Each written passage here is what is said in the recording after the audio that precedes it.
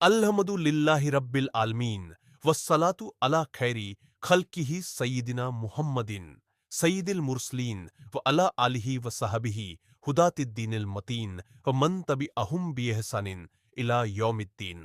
हजरत मोहम्मद की हदीसों को पढ़ने से साफ मालूम होता है कि मरने वाले को देखने में हम भले ही मुर्दा समझते हैं, लेकिन सच तो यह है कि वह जिंदा होता है।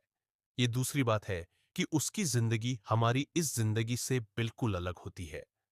प्यारे नबी ने फरमाया है कि मुर्दे की हड्डी तोड़ना ऐसा ही है जैसे जिंदगी में उसकी हड्डी तोड़ी जाए। एक बार प्यारे नबी ने हजरत उम्र बिन हज्म को एक कब्र से तकिया लगाए हुए बैठे देखा तो फरमाया कि इस कब्र वाले को तकलीफ न दो। जब इंसान मर जाता है तो इस दुनिया से निकलकर बरजक की दुनिया में चला जाता है। चाहे अभी उसे कब्र में भी न रखा जाए या आग में भी न जलाया जाए, उसमें समझ होती है।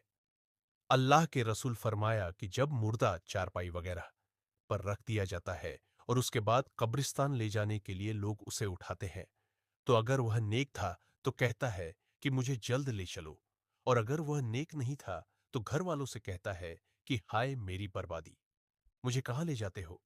फिर फरमाया कि इंसान के सिवा हर चीज उसकी आवाज सुनती है। अगर इंसान उसकी आवाज सुन ले तो जरूर बेहोश हो जाए। मौत के बाद से कियामत कायम होने तक हर आदमी पर जो जमाना गुजरता है उसको बरजखा कहा जाता है। बरजुक का मतलब है पर्दा और आड़। चूंकि यह जमाना दुनिया और आखिरत के दरमियान एक आड़ होता है, इसलिए उसे बरजक कहते हैं। चूंकि इंसान खुद अपने मुर्दों को दफन किया करते हैं, इसलिए हदीसों में बरजक के आराम या अजाब के बारे में कब्र ही के लफ्ज शब्द आते हैं।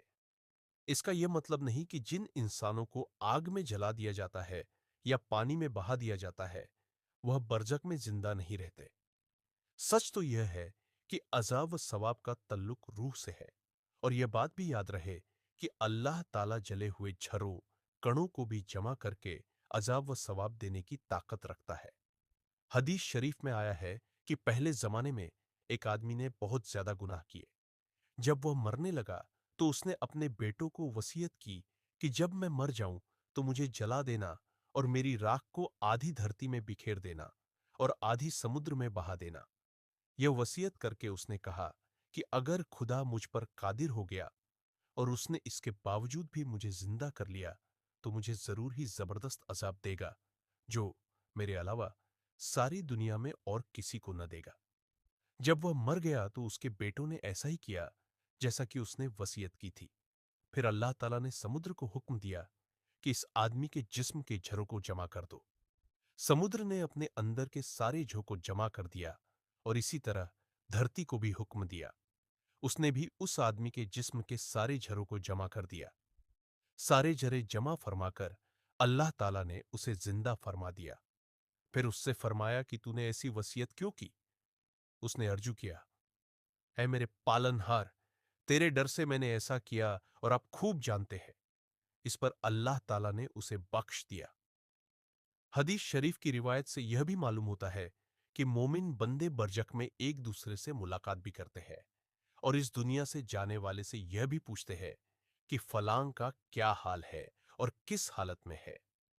हजरत सईद बिन जुबैर फरमाते हैं कि जब मरने वाला मर जाता है तो बरजक में उसकी औलाद उसका इस तरह स्वागत करती है जैसे दुनिया में किसी बाहर से आने वाले का स्वागत किया जाता है।